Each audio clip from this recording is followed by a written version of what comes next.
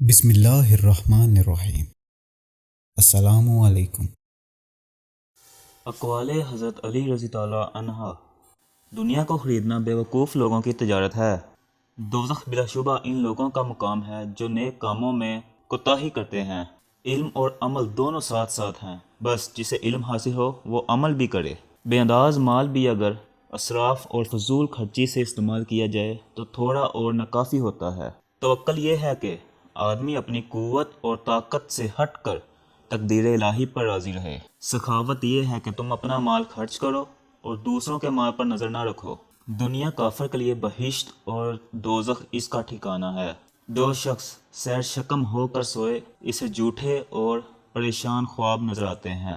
روزی وہ چیز ہے جو اس کو تلاش نہ کرے اس کو بھی پہنچ جاتی ہے۔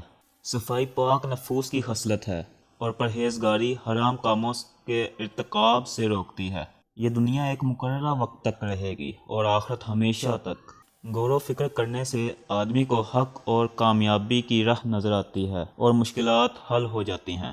توکل بہترین عمل، علم اچھا رہنما، جبکہ غرور نہایت موذی ساتھی ہے۔ خواہش پرستی ایک پوشیدہ مگر مہلک بیماری ہے۔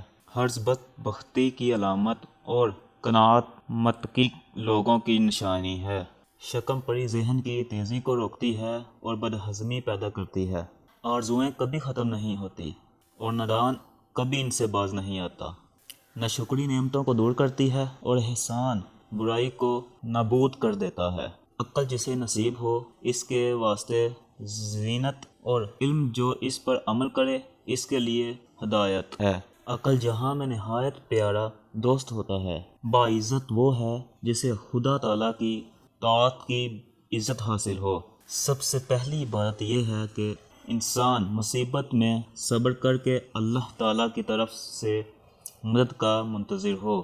دنیا وہ چیز ہے کہ عقل مندوں نے اس کو طلاق دی اور یہ انہی لوگوں کا مطلوب ہے جو گندے اور ناپاک ہیں۔ حاسد کو کسی سے دوستی نہیں اور خائن سے کسی کبھی وفا نہیں ہوتی۔ زہد اس کا نام ہے کہ جو چیز موجود ہو جب تک وہ ختم نہ ہو کسی دوسری چیز کی طلب نہ کرے۔ اللہ تعالیٰ کی عبادت میں مشغول ہونا بڑی مفید تجارت اور اس کی رحمت کا طلبگار رہنا اعلیٰ درجے کی کامیابی ہے۔ ایمان اس کا نام ہے کہ انسان مصیبت میں صبر اور نعمت میں شکر گزار رہے۔ کمینہ نفس کمینہ پن کی باتوں سے خالی نہیں ہوتا۔ عقل مند کی عادت یہ ہے کہ وہ ضرورت یا ذلت کے بغیر بات نہیں کرتا۔ سچی بات انسان کی زینت اور عزت کا ذریعہ ہے۔